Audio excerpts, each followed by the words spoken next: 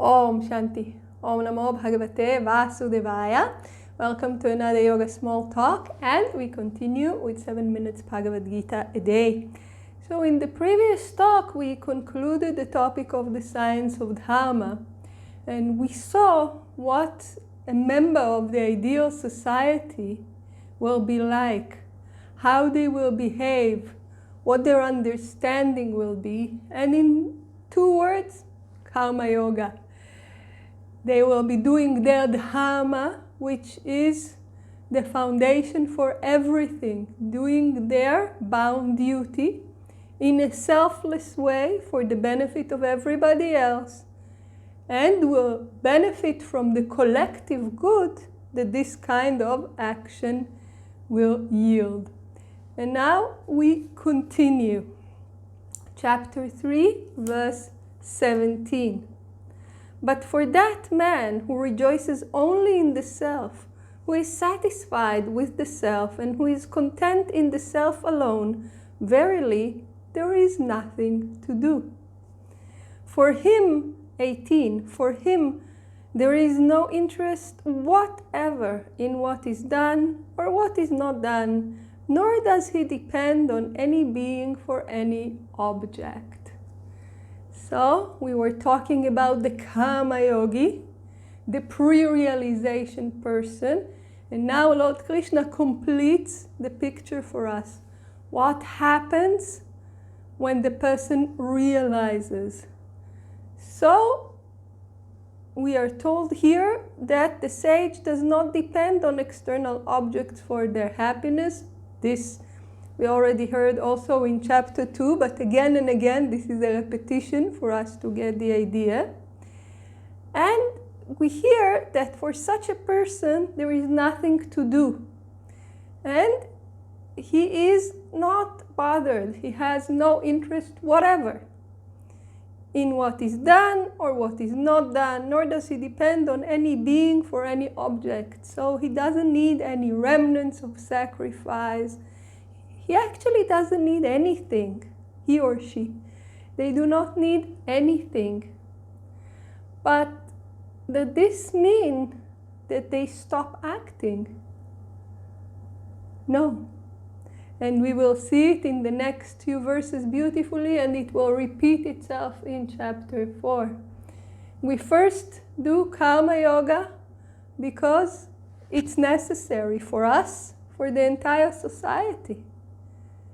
So we do it as an instrument for a personal spiritual growth and for the well-being of everybody, because we need to follow our Dharma and do it in a selfless way.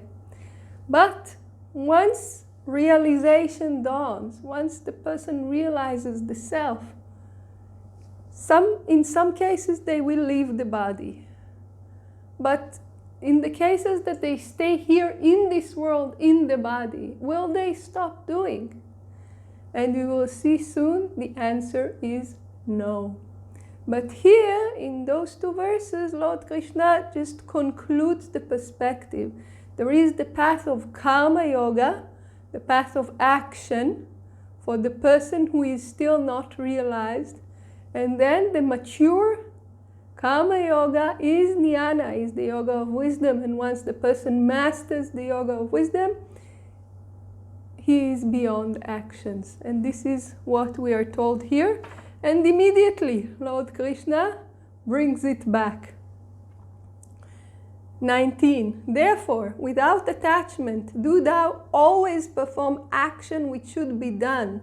For by performing action without attachment, man reaches the supreme. So what is Lord Krishna telling Arjuna? You're not there yet. You're not there yet. For you, Arjuna, Karma Yoga. And the formula is given here, very simple. Actions which should be done, so your Dharma, and doing this without attachment. So this is Karma Yoga, and when you do this, man reaches the supreme. So here he brings Arjuna back.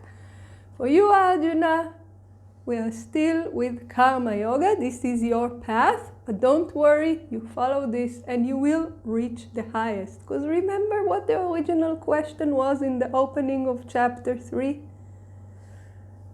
My Lord, why? You're telling me that wisdom is so much better than action, and then you're sending me to do this terrible act. Why? So again and again and again, Lord Krishna is telling Arjuna, action will lead you to wisdom. This is your path. And you have to follow your dharma selflessly and grow this way. Again and again, Arjuna's question is being answered. So this is on the individual level, how Arjuna will grow. And in the next few verses, Lord Krishna will move to how to sustain this society that was described so beautifully in verses 9 to 16.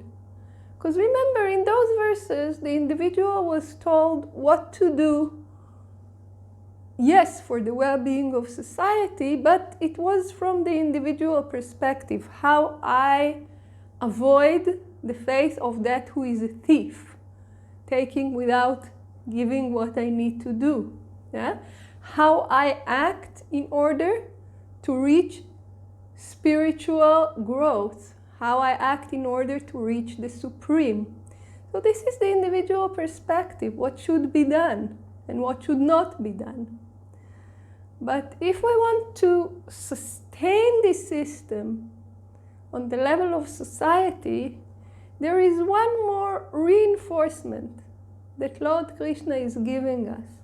How to make sure, on the individual level, what do I do to make sure that this is indeed maintained by all the members of society. And this we will see in the next video. So please join us. Om Shanti.